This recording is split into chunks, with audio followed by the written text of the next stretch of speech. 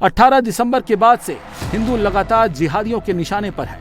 कभी मेमन सिंह में दीपू को जिंदा जला दिया गया, तो कभी राजाबाड़ी में सम्राट की पीट पीट कर हत्या की गई। कभी चटगांव में हिंदुओं के घर फूके जा रहे हैं, तो अब दुमरी ताला में हिंदुओं के घरों में आग लगाई जा रही है। हिंदू इसलिए टेंशन में हैं क्योंकि 43 दिन बाद बांग्लादेश में चुनाव है और चुनावी मैदान में ना तो शेख हसीना हैं और ना ही उनकी पार्टी अवामी लीग।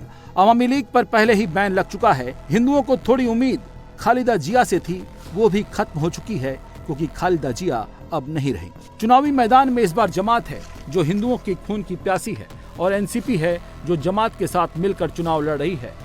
एनसीपी का एजेंडा भी सामने आ गया है। वो बांग्लादेश को मुस्लिम राष्ट्र बनाना चाहती है। मैं आज नेशनल सिटीजन पार्टी में शामिल हो रहा हूँ। ये पार्टी जुलाई क्रांति के साथियों द्वारा गठित की गई है। हमारा मुख्य लक्ष्य है कि हम 12 फरवरी 2026 को होने वाले जनमत संग्रह में हाँ वोट सुनिश्चित करें और सुधारों को लागू करना। अगर आप जनमत संग्रह में हाँ वोट देते हैं और इन सहयोद्धाओं को चुनते हैं तो मुझे पूरा विश्वास है कि इन सुधारों के माध्यम से बांग्लादेश 100 साल आगे बढ़ जाएगा। मैं खुद चुनाव नहीं लड़ूंगा। मेरा काम है जुलाई विद्रोह के इन साथियों को संसद पहुंचाना ताकि वे सुधारों को पूरा कर सकें और देश को आगे ले जा सकें।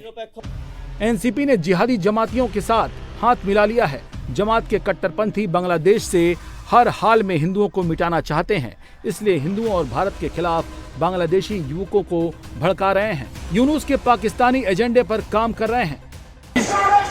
आजादी आजादी आजादी आजादी आजादी आजादी आजादी आजादी आजादी आजादी आजादी आजादी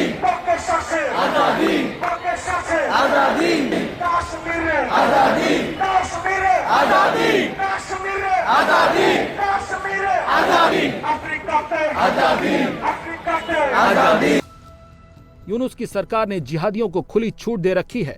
जिहादी पिस्तौल लेकर मंचों पर जा रहे हैं, छात्रों के आंदोलन में शामिल हो रहे हैं।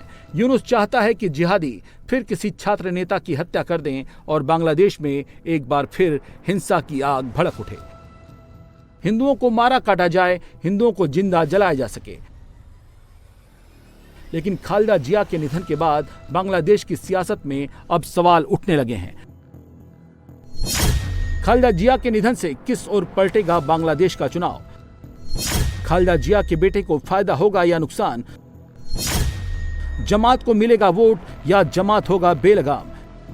दरअसल खालिदा जिया की मौत से 4 दिन पहले ही उनके बेटे तारिक रहमान की वापसी हुई थी। 17 साल बाद तारिक रहमान बांग्लादेश लौटे हैं। उनका बांग्लादेश में जबरदस्त स्वागत भी हुआ है। ढाका पहुंचने के बाद तारिक रहमान पॉलिटिक्स में पूरी तरह एक्टिव हैं, लेकिन वो चुनाव खालिदा जिया के नाम पर ही लड़ना चाहते थे। तभी तो 29 दिसंबर को उनका नामांकन कराया गया, जबकि वो वेंटिलेटर पर थीं और अगले दिन ही खालिदा जिया का निधन हो गया। ऐसे में अब तारिक रहमान के लिए आगे की राह कैसी होगी?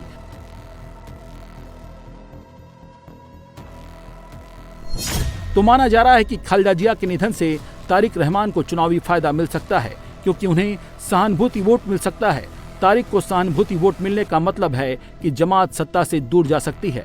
अल्पसंख्यक हिंदू भी तारिक के सपोर्ट में खड़े हो सकते हैं, क्योंकि उनके पास तारिक के अलावा कोई विकल्प नहीं है।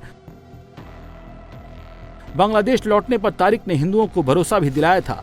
तारिक रहमान ने कहा था, बांग्लादेश जितना मुसलमानों का है उतना ही हिंदुओं का भी है। अब हिंदुओं को यही आस है कि 43 दिन बाद तारिक रहमान सत्ता में लौटें ताकि उन पर होने वाले अत्याचार पर लगाम लगे। अगर ऐसा नहीं हुआ तो हिंदुओं के लिए बांग्लादेश में रहना किसी नर्क से कम नहीं होगा।